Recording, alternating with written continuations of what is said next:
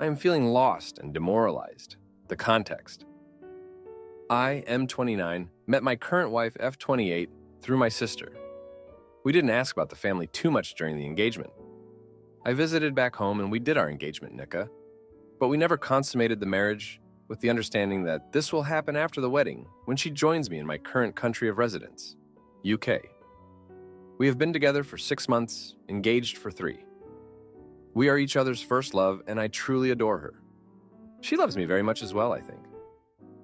During our relationship, we never had any major fights, but in the first dates, she did mention that she was short-tempered. Before we met, she went through a failed engagement, and the failure, according to her, was because of the mother-in-law. I brushed it off and didn't question her history too much, since I thought she was vulnerable because of it. But it seems to have created some trauma for her. On the day of the engagement ceremony, my mother-in-law offended my mother, but my father-in-law controlled the situation and it went all right after my wife apologized. A month later, when we were confirming our marriage in court, another incident happened and she clashed with my mother over it. I staunchly defended my wife without knowing that she raised her voice against my parents. My mother got really sick, but the issue was finally put to rest. The incident. This leads us to the events of the city weekend. She was scheduled to go attend her embassy appointment for the visa, and because she lived far from the city, she had to go sleep in my parents' house. From the start, she was very hesitant, and instead of going there in the morning, I agreed for her to go there in the afternoon. She was supposed to be there early afternoon in time for a late lunch. She got late by around 1 hour, and this is when things went south. I sent her a text asking her very politely to call my mother specifically, apologize for the delay, and tell her she is on her way. She started making a fuss in the chat, so I called her and she flipped on me in the street to the point that her brother had to take the phone from her. I did say one hurtful sentence, something to the effect that my parents' home isn't a hotel that you check in, and they had been preparing for you as an honored guest since 2 a.m. Anyway, the call ended and I was fuming but silent. This was the first time she ever raised her voice in my face and in the street of all places. She goes into my parents' house all grumpy and angry, treats everyone with contempt, not verbally, but through body language, and then starts complaining about my phone call to my father, who is a very calm and collected man like me. My mother overhears the story and then video calls me immediately, reprimands me in front of everyone for angering my wife when she is traveling in the morning, and asks me to apologize to her. So I do it publicly in front of everyone and even start flirting with her to make her less angry. She keeps on the grumpy face, and my mother then reacts, asking her, "Why don't you take the phone and go inside and talk to your husband privately?" At this moment, my wife flips and starts defending herself and why she was late and why no one should be annoyed by it. Her voice is very high, much higher than my mother's, who is responding as well. And the whole thing turns into a shouting match. So I shout on both to stop since we have a trip in the morning, but I am ignored. After a couple of tries with me apologizing, my sister trying to smooth things out, and finally my mother going to kiss her head, she stopped shouting but was still grumpy throughout the night and the morning. I apologize again during the night in text and in the morning in video, not because I think I am wrong, but because she has a long trip and I don't want her to be stressed. But she treats my family with staggering passive aggressiveness.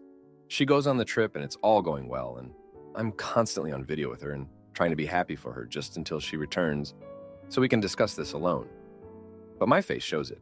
The next day, after the trip and before she goes back home, she decides to go visit my family. It seems she sensed my anger and tried to rectify things. She bought some goodies and asked me if it was all right for her to visit my family and give them the gifts before going home, with no talk of apologizing or reopening the issue again. I call home and sense the atmosphere to be not that great. So I immediately text her to not visit my family. She doesn't see the text message. She tried to give a half apology, but my mother refused to engage with her. At the start, she pressed it, so my mother refused her apology. And the thing turned into another shouting match, and she left their house crying. What to do next? I have canceled her visa application for the moment. I asked a single friend and they advised me to end it. My family shares the same view. They said that this behavior that happened during the engagement will happen again tenfold during the marriage. I am okay with her being short-tempered, but not for her to crossed the boundary with my family. The opinion is that I still haven't been fully committed to this marriage, and that breaking things off right now is the wise thing to do. Now, for a few comments before the update. Comment 1. Why are you marrying someone you barely know? Also, why are you recounting a story about how she behaved when you were not there? You are characterizing her body language that you didn't see. Some of your parents' behavior and your behavior is off too. It's so strange that you told her she should feel bad for being delayed because your parents woke up in the middle of the night to prepare for her visit. She definitely should communicate delays, but it doesn't actually sound like your parents are very reasonable people. She came to bring gifts and apologize, and your mother refused her apology? And again, you describe her apology as being a half apology without even being there. It sounds like you don't want to hear her side at all. It also sounds like your parents don't actually want to try to make amends with her or welcome her into your family. This definitely sounds like an everyone sucks here situation. Comment 2. I'm going to skip the whole you barely know her crap. It's an arranged marriage. You're supposed to get to know her. But your family should have done their due diligence and understood the type of family you were marrying into too. If they didn't, that's on you guys. You got married and at the first negative incident, you're jumping ship. That speaks volumes about you. Any woman you marry will want her husband on her side, but your loyalties lie only with your immediate family, it seems. I don't know if you're in Pakistan or India, but in either place, being an hour late is not unusual or a big deal. But you made it into a big deal. Next, never force someone to apologize. That's so condescending. Your wife could have acted more mature, but so can your mom. She refused her apology, like, what is she, the queen? You're going to have drama no matter who you marry because of mommy dearest. Now, for the update.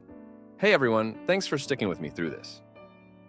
So, after the last incident, things have been pretty tense. My wife went back to her parents' house, and we didn't talk much for the first couple of days. I needed some time to cool off and think about everything that had happened. My family was still upset, and I was caught in the middle, trying to figure out what to do next. A few days later, my wife called me. She sounded calmer and wanted to talk things through. We agreed to meet up in a neutral place, so we both traveled to a nearby city. The conversation started off awkwardly, but we eventually got into the nitty-gritty of what had happened. She admitted that she had overreacted and that her behavior was unacceptable. She explained that her past experiences with her ex-fiance's family had left her with a lot of unresolved anger and fear, which she had unfairly projected onto my family. I could see that she was genuinely remorseful, but I was still hesitant. I told her that while I understood her past trauma, it didn't excuse her actions. We needed to find a way to move forward that didn't involve her lashing out at my family. She agreed and suggested that we both attend couples therapy to work on our communication and conflict resolution skills. I thought it was a good idea, so we decided to give it a try. The first therapy session was eye-opening. The therapist helped us understand each other's perspectives better and gave us tools to manage our emotions. My wife opened up about her childhood and how her parents' volatile relationship had shaped her reactions. She had always felt the need to defend herself aggressively, because that's what she had seen growing up. This revelation made me realize that her behavior wasn't just about my family. It was a deeper issue that needed addressing. Meanwhile, back at home, my family was still not convinced. They were wary of my wife's intentions and worried that her behavior would continue to cause problems. My mother in particular was very hurt and felt disrespected. I tried to explain to them what we had discussed in therapy, but they were skeptical. They felt that my wife needed to make a genuine effort to mend things with them before they could even consider forgiving her. A week later, my wife decided to write a heartfelt letter to my family, apologizing for her actions and explaining her past traumas. She didn't expect immediate forgiveness, but wanted them to understand where she was coming from. I delivered the letter to my parents, and they took their time reading it. My mother was still hurt, but my father seemed more open to the idea of giving her another chance. During this time, I was also dealing with my own internal conflict. I loved my wife and wanted to make things work, but I couldn't ignore the strain it was putting on my relationship with my family. I felt torn between my loyalty to my wife and my duty to my parents. The therapist helped me navigate these feelings, emphasizing the importance of setting boundaries and finding a balance. As the days went by, my wife made a conscious effort to change. She started attending individual therapy sessions to work on her anger issues and past traumas. She also reached out to my sister, who had always been more understanding, and they began to rebuild their relationship. My sister played a crucial role in mediating between my wife and my parents, helping to ease some of the tension. One evening, my wife and I had a long conversation about our future. She expressed her desire to move past this and build a strong, healthy relationship with my family. She knew it wouldn't be easy, but she was willing to put in the effort. I appreciated her honesty and commitment, but I still had my doubts. I told her that while I was willing to give her another chance, any future incidents would have serious consequences. The turning point came when my wife decided to visit my parents' house again, this time with a different approach. She asked me to accompany her, and we both went with the intention of having a calm, respectful conversation. My parents were hesitant at first, but they agreed to hear her out. My wife apologized sincerely, without making excuses, and acknowledged the hurt she had caused. She also shared some of the insights she had gained from therapy, which helped my parents understand her better.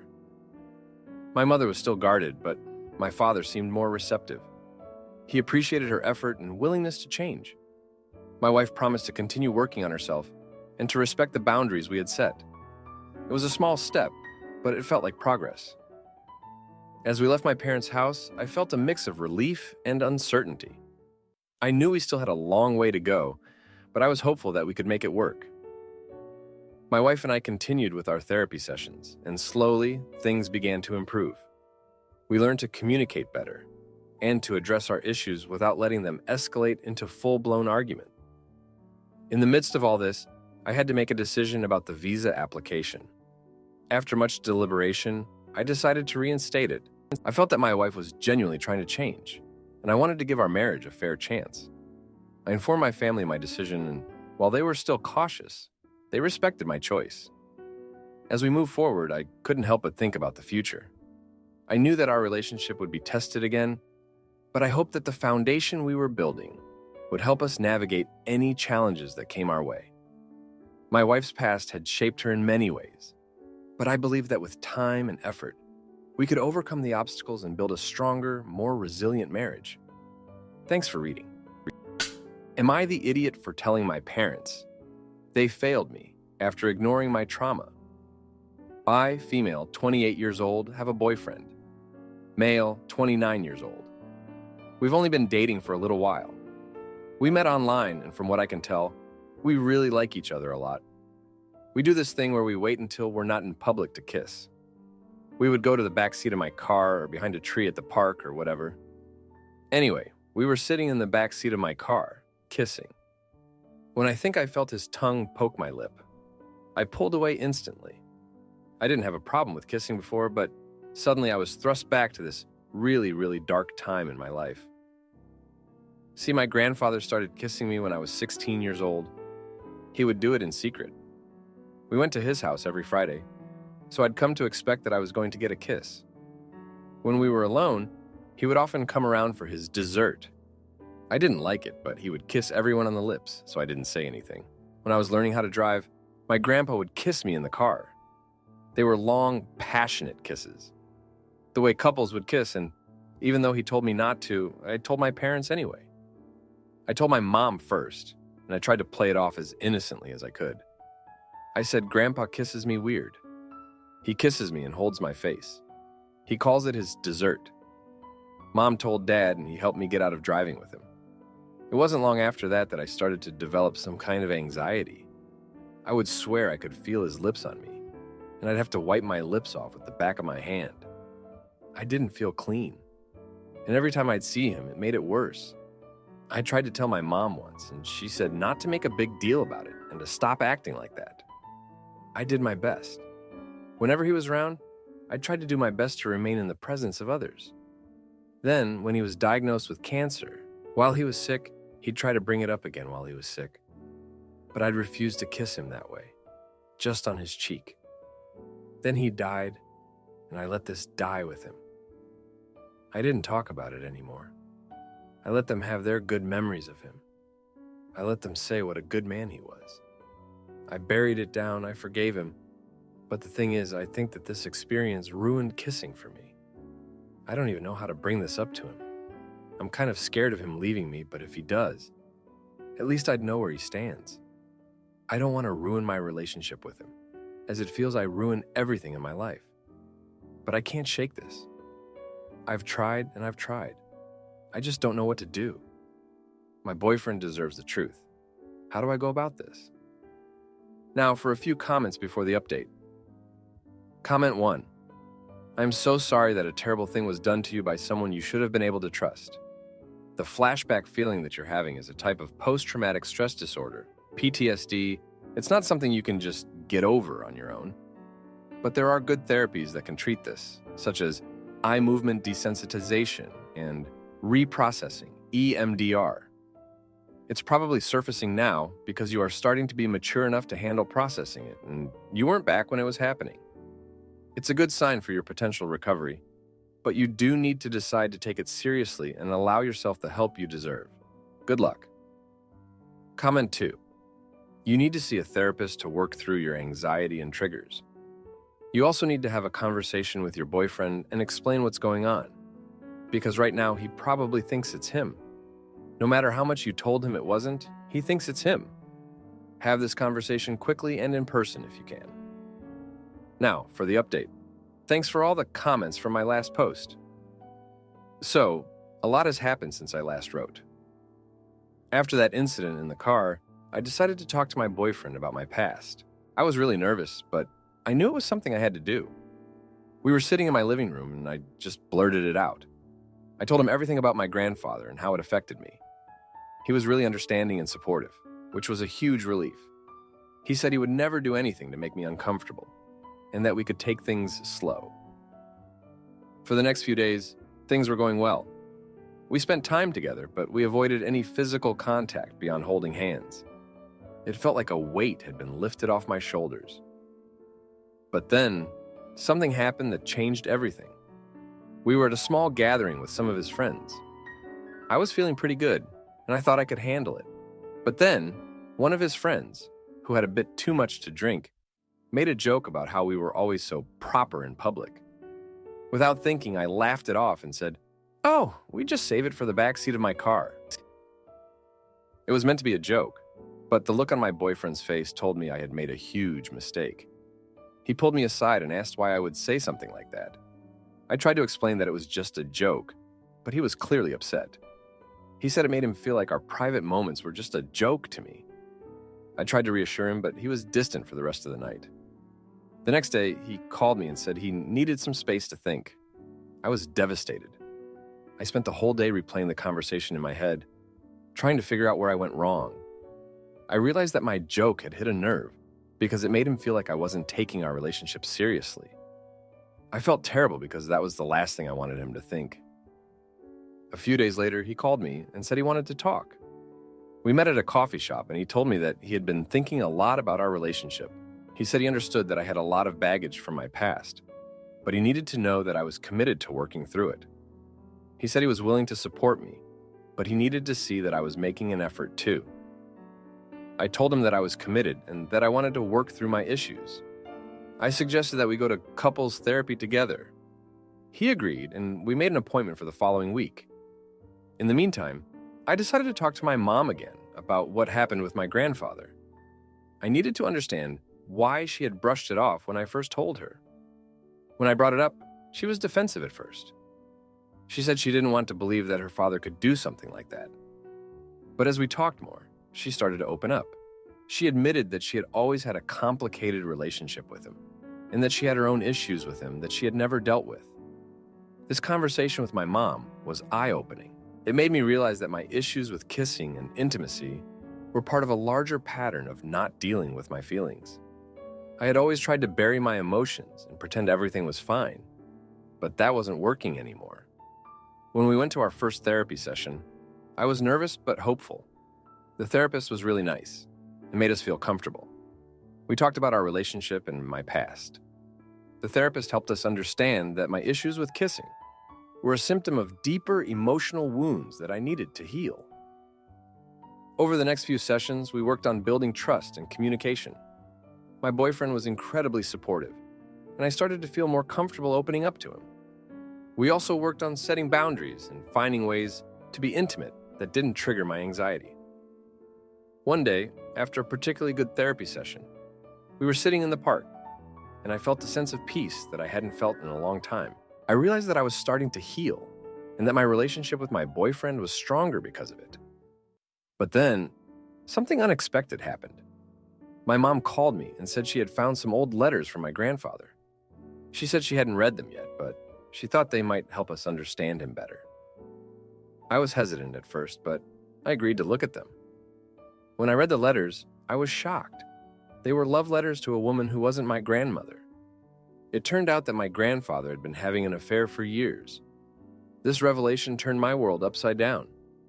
It made me question everything I thought I knew about him and my family.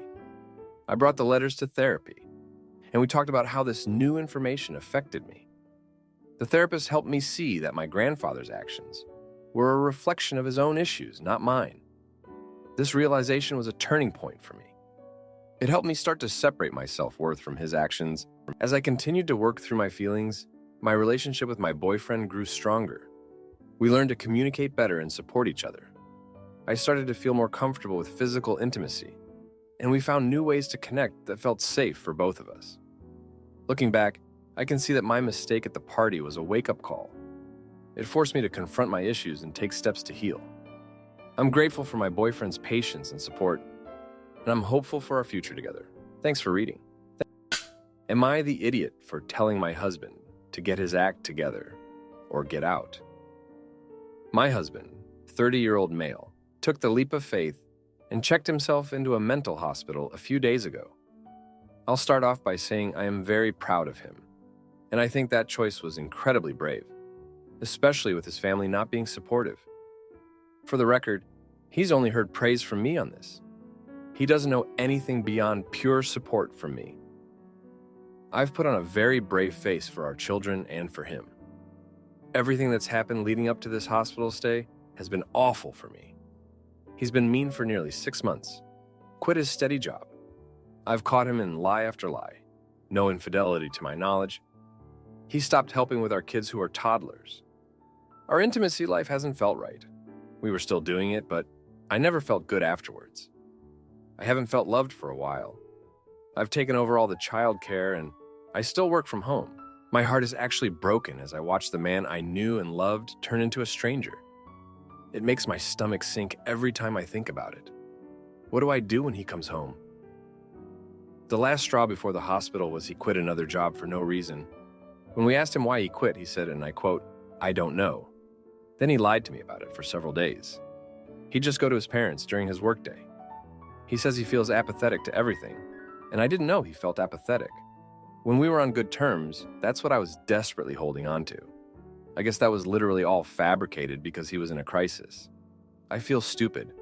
I feel like a failure, and I feel entirely unlovable. The last time I saw him, he seemed better. He's on a new medication regimen, and it's like the light is back in his eyes. My trust in him is still gone, though. I see him and think about the hurtful things he's said and done that have led up to this. When I'm home with our 2 children and I'm busting my butt to make money to keep a roof over our heads, I'm angry. I'm so angry at him. I'm glad he got the help he needed, but it feels like it's at my expense, literally and metaphorically. In writing this, I realized we definitely need couples counseling, and maybe I can tell him these intense feelings in a safe space. I'm scared he's going to become someone I recognize again, and I will be facing the man I love and telling him how he's quite literally crushed my spirits and turned me into a shell of a person. I don't know if this is better as an inside thought, or if my feelings really need to be out in the open if he does get better. Will that even benefit anyone? Anyway, my heart is crushed, but I'm also happy and grateful he's getting the help he needs.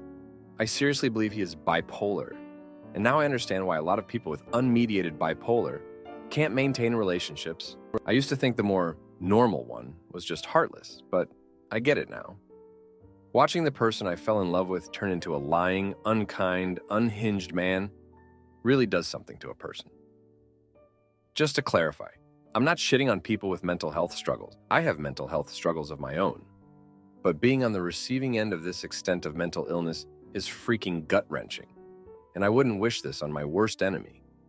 To add, we had family therapy today, and my husband let me, his mom, and sister know. He has been officially diagnosed with bipolar, so the guy accusing me of armchair diagnosing my own spouse in the comments can shove it. He's been put on Abilify, and he says he's already experiencing positive effects. His case manager says he's been out talking to everybody, which I'm super proud of. He's a very quiet guy, and he's shown significant improvement in the last few days. Thank you to almost everyone who's commented. Even those encouraging me to leave, I appreciate your concern for me and my children. If the situation doesn't improve tremendously, and if it ever becomes unsafe, don't worry. We'll be out of here. For now, I'm giving him the benefit of the doubt, and remembering in sickness and in health. His caseworker says we're all he talks about, and he wants to get better for me especially. I will be requesting a therapy session with the two of us before he's discharged. So, I'll update on that later if we're allowed to do that. Now, for a few comments before the update. Comment 1. I've been on both sides of this, unfortunately. My advice is to take one step at a time because altogether it is overwhelming. First, you are justified in your feelings. This analogy is often used for recovering addicts, but it works for mental illness too. He's been a tornado for a while now. He's going to feel better once that tornado's gone. But that doesn't change the fact that while it lasted, it caused a lot of damage and will take time to rebuild. Second, of course, it's important for you to be supportive, but that doesn't have to come at your own expense. You are spot on that couples counseling will be critical moving forward, and his health providers right now should be able to make referrals, recommendations. But you would also probably benefit from individual counseling as well. You're married to someone who will have to be vigilant about his mental health. You need to be the same. You need your own safe space. You also need to be prepared to advocate for yourself and to know when too much is enough. Third, if you do eventually decide that you can't be married to him anymore, don't make excuses to stay for fear of what people think or because you think you didn't try hard enough. Most people with mental illness can have happy, supportive, healthy marriages as long as they are managing it, staying on meds, regular checkups to monitor dosage, effectiveness, etc. He has to do that to earn back your trust and keep it. Comment 2. Lots of good advice for you here. My mom had a serious breakdown psychosis when I was about 40. I was in the mental health field at the time and thought I knew what I was doing, but you're right. Handling the decompensation of someone you love is one of life's cruelest lessons. I guess I'd say, just remember that while you've been on an awful journey, he has too. You can't trust him, but I guarantee you that if he's honest, he doesn't trust himself either. The hospital will hopefully have you in for some counseling, though I agree you should get your own as well. And there should be some kind of aftercare plan where the doctor and psychologist will outline a good path of recovery, including what kind of work would be good, other routines, things to avoid, etc. I volunteer now for NAMI, which is the National Alliance for the Mentally Ill. They are a wonderful resource that I advise you to use. They have a program called LEAP, which I think applies in your case and helps the loved ones of the mentally ill person learn how to be of the most help. There's a NAMI office in every sizable town. They also offer support groups for family members. It'd be a good place to vent and see how others have handled situations like yours. Best of luck. I hope you and your husband both do well. Now, for the update. Hey everyone, thanks for sticking with me through all of this. So, 2 weeks have passed since my husband checked himself into the mental hospital, and a lot has happened. He was discharged a few days ago, and I was cautiously optimistic. The first few days at home were surprisingly smooth. He was more present with the kids, helping out with meals and bedtime routines. It felt like a small piece of the man I married was back. We even had a couple of good conversations where he apologized for his behavior and acknowledged the pain he caused. I thought maybe, just maybe, we were on the right track. But then, something happened that threw everything off course. I made a mistake that I didn't realize would have such a big impact. I had been so focused on his recovery that I forgot to take care of myself. I was exhausted, emotionally drained, and I snapped at him over something trivial. I accused him of not trying hard enough, of not really caring about us. It was like all the anger and frustration I had bottled up just exploded. He looked hurt and confused, and I immediately regretted it. But the damage was done. That night, he didn't come to bed. I found him sleeping on the couch the next morning, and he was distant and withdrawn. He started missing his medication doses, saying he didn't need them anymore. He stopped going to his therapy sessions, claiming they weren't helping.